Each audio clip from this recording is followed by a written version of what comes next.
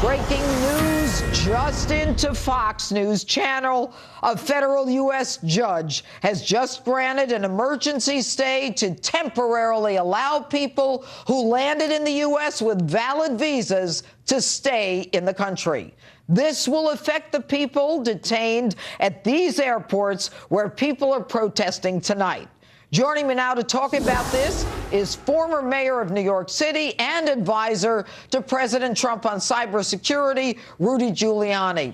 All right, good evening, Judge, how are Mr. you? Mayor. I am fine. This just breaking news during my open. Federal judge signing this stay. What can you tell us about it? Well, I think it's, first of all, I thought your opening was absolutely a terrific explanation of what's been wrong with this country for 30 years.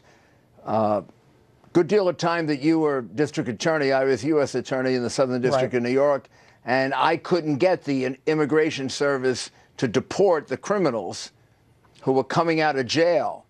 They put them on bail and they commit more crimes, and then I'd have to arrest them again. And it's totally absurd. What Donald Trump wants to do, what Homeland Security wants to do under him, is focus on the criminal illegal aliens and get them out of the United States. Who possibly could object to that?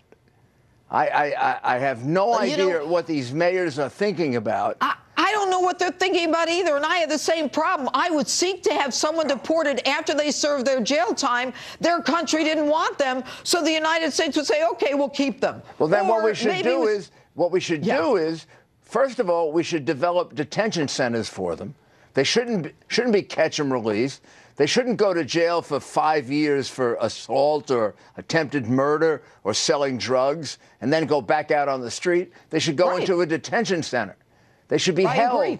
They should be held, and then we should exert all the pressure that we have, which is enormous, by the way, to deport them to the countries where they're supposed to go to.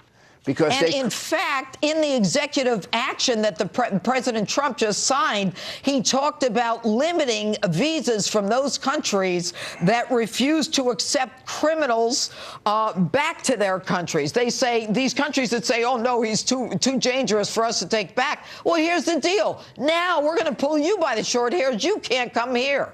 But that makes perfect sense. And now we've got a president who gets it. Thank goodness. Well, that actually describes his whole first week in office, which is negotiating in the best interest of the United States of America, not the rest of the world, but protecting our citizens from what's happened with illegal criminal immigrants and in a lot of other areas.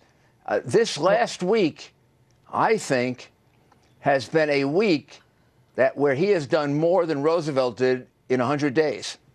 I don't think there's any question. He not only hit the ground running, he's been airborne since the first 24 hours. He doesn't sleep. Mayor, he does. I know this. I know that. He doesn't. We we both know him personally, right? This man doesn't sleep. It's unbelievable. But I want to ask you about this ban. I want to ask you about this ban and the protest. Does the ban have anything to do with religion? How did the president decide the 7 countries? I understand the permanent ban on the refugees. Okay. Okay, talk to me. I'll tell you the whole history of it. So when he first announced it, he said Muslim ban. He called me up. He said, put a commission together. Show me the right way to do it legally. I put a commission together with Judge Mukasey, with Congressman McCall, Pete King, whole group of other very expert lawyers on this. And what we did was we focused on, instead of religion, danger. The areas of the world that create danger for us, which is a factual basis, not a religious basis. Perfectly legal, perfectly sensible, and that's what the ban is based on. It's not based on religion. It's based on places where there are substantial evidence that people are sending terrorists into our country. Well, let me ask you this. When I was kind of surprised to see that Saudi Arabia and Pakistan are not on the list. And yet, we know that the San Bernardino attack by Syed Farouk and Malik, I think her name was Tashfeen Malik, she was born in Pakistan and then came through Saudi Arabia. So, I mean, why were some of those countries left out? I'll tell you about Saudi Arabia. Saudi Arabia is going through a massive change. I think the kingdom, particularly under the new prince, has a real understanding that we're dealing with a massive radical Islamic terrorist problem. It is not the old Saudi Arabia.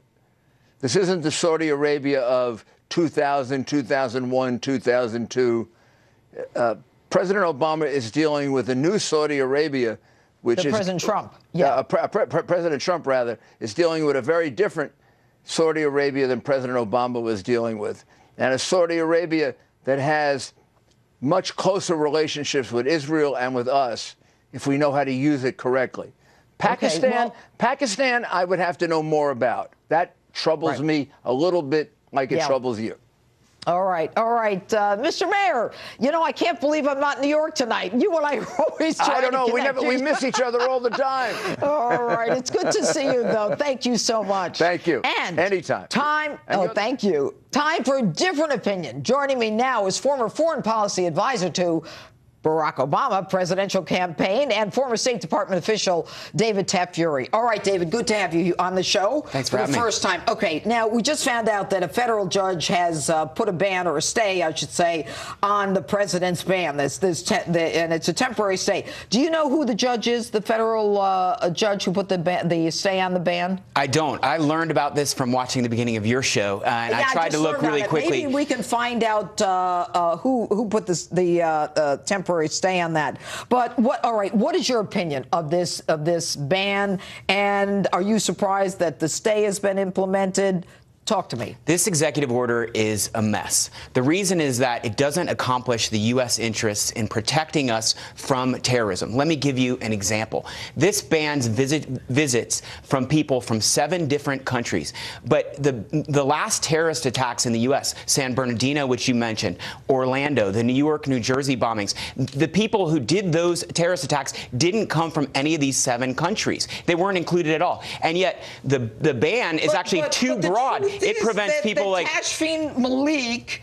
Okay, she is from 2 of the countries that were not included. Right. Okay. The San Bernardino, Orlando bombers, they came from Pakistan and Afghanistan. Don't you think that the White House, don't you think that they have some sense of what's going on, that they have intelligence that we don't have, that maybe they have stuff that's more contemporary than you and I have from months ago? We have great people in our intelligence community, great people in the military working on this. My guess is the people that wrote this are not those people. The people who wrote this executive order probably haven't been to the Middle East, don't know that much about the Middle East. They've fashioned an order. Because they've fashioned an order that does not protect us and actually bans huge groups of people who are actually our friends, who we need to support us in the fight against ISIS. Why do you assume that people from Somalia are our friends when, the number, you go to Minnesota, we just had an attack there on Thanksgiving. There's a lot of assaults and a lot of attacks by some of these, but I know what you're saying. All people from Somalia are good people. Of course, there are bad people in Somalia. Of course, there are bad people in Iraq. But there are good people in Iraq who work with us, who work with the U.S. military. Okay. We've ended a refugee resettlement program